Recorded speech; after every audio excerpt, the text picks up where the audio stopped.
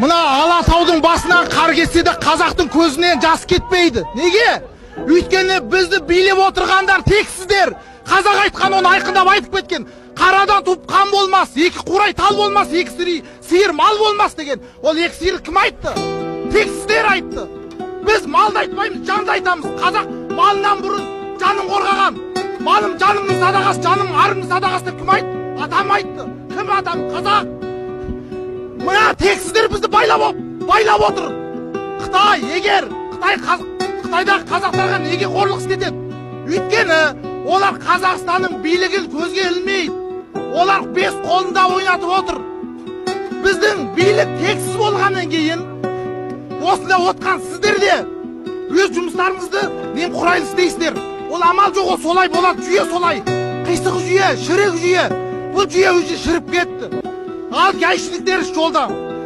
Егер ойлаңыздар, қазір Қытайлар, біз Қытайға қарсы шықсақ, біздің билік айтады, біздің Қытаймен сауда мүддеміз бар дейді. Сол үшін біз оларға артық әңгіме айтамаймыз дейді. Жарайды, келсейік.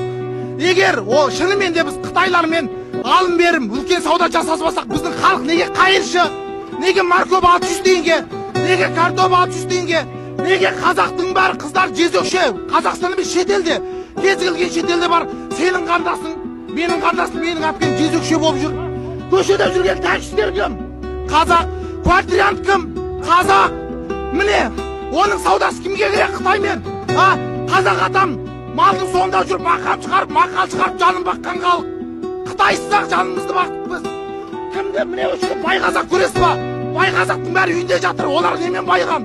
Арсыздықпен, арамдықпен байығандар. Менің айтарым, тек қана қазақты қазақ құтқарады, халықты халық құтқарады. Мына биліктен, мына шірген жүйеден қазаққа қайыр құты болып, суалып қалған саяз құдықтан су күткенмен бірдей. Халқым, бірігіңдер, басқа амал жоқ. Рахмет.